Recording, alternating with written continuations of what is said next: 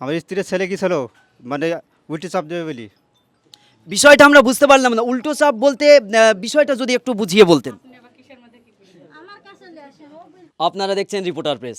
আজ আমরা আরও একটি নিখোঁজ সংবাদ নিয়ে হাজির হয়েছি। নিখোঁজ হয়েছেন নদিয়ার থানারপাড়া থানা অন্তর্গত লক্ষ্মীপুর গ্রামের হাবিবা। সেই হাবিবার বিয়ে হয়েছিল সাহেবপাড়া গ্রামে 2 বছর আগে, আর সেই শ্বশুরবাড়ি থেকেই হাবিবা আজ নিখোঁজ হয়ে যায়। আমরা সেই নিখোঁজ পরিবারের কাছ থেকে জানবো কিভাবে কখন নিখোঁজ হয়ে যায়। নিখোঁজের সময় হাবিবার কোলে ছিল ছোট্ট ফুটফুটে একটা 6 মাসের বাচ্চা রয়েছে, একটি মেয়ে। আমরা প্রথমেই সরাসরিভাবে হাবিবার বাবার কাছ থেকে জানবো যে কিভাবে তিনি জানতে পারলেন যে নিখোঁজ হয়ে গিয়েছেন। জানাবেন।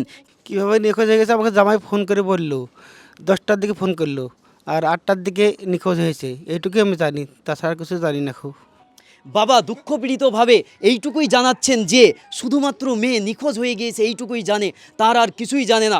আমরা জানবো যে জামাই বা ছেলে রয়েছে হাবিবার স্বামী, তার সঙ্গে জানবো যে আপনি হাবিবার স্বামী।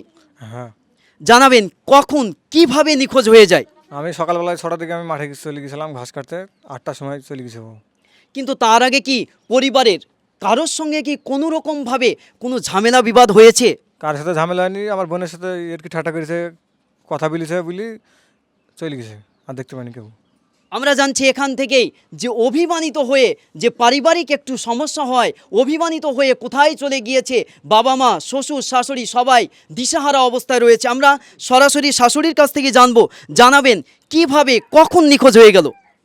সকাল 8টায় থেকে আমি খুঁজি পাইনি। তবে ওর মাকে ফোন করে শুধাছি যে বুবু হাবিবা গেছে বা, বলছে না যায়নি, আমাদের বাড়ি আসেনি। তাইছে আমি বলছি দেখেন কমনি চলে গেছে, আমি তেমন খুঁজি পানো না।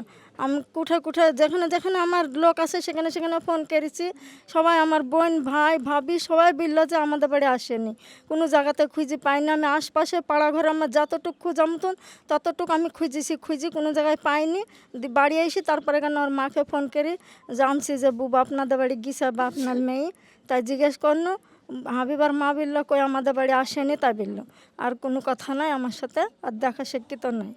আমরা হাবিবার মায়ের কাছ থেকে জানবো যে হাবিবার সঙ্গে আজ শেষ কি কথা হয়েছে, জানাবেন। তো সকালে 7:30টার সময় ফোন করেছিল, করে মেলা কথাই বললো। তারপরে বললো যে এ দুনিয়ায় বেঁচে থাকার থেকে মরে যাওয়া মেলা ভালো, তা বললো। আমি ওখানে বলছে ফোন কেটে দিয়েছে ও।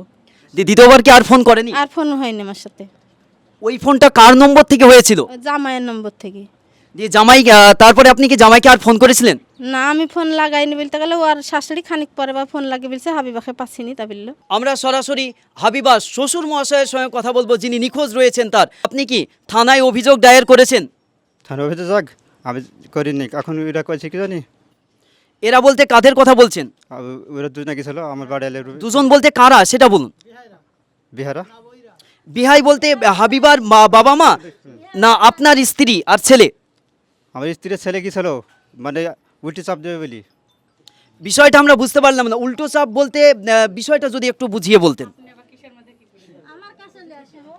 আমরা সারা খুঁজি যখন পাইনি, তখন আমরা বলছি যে খুঁজি যখন পানো না, তখন মেয়ে না খুঁজে পাইলে তখন বাপ মায়ে তখন বলবে যে আমার মেয়ে হারিয়ে গেছে বলে আমাদের নামে কেস করবে। তাই বলে আমরা থানায় ডায়েরি দিয়ে এসছি যে এরকম আমার বৌমা হারিয়ে গেছে। আমরা সকাল 8টা থেকে খুঁজি পাচ্ছিনি। থানায় থেকে আপনাদের কি সহায়তা দিয়েছে? থানায় থেকে পুলিশ আমাদেরকে কিছু বলেনি। এখন ছেলের সঙ্গে কথা হয়েছে, পুলিশের সঙ্গে আমার কথা হয়নি। আমরা সরাসরি জানবো হাবিবার স্বামীর কাছ থেকে, জানাবেন থানা থেকে কি সহায়তা দিয়েছে। পুলিশে আধার কার্ড চেয়েছিল। আধার কার্ড কি দেওয়া হয়েছে? না, আধার কার্ড দিইনি, আমরা চলে এসেছি বুয়া পূজা নিয়ে বলি। আমরা হাবিবার বাবার কাছে জানবো যে মেয়ে কি নাবালিকা না সাবালিকা, বয়সটা বলবেন। মেয়ে সাবালিকা, 18 বছর চলছে।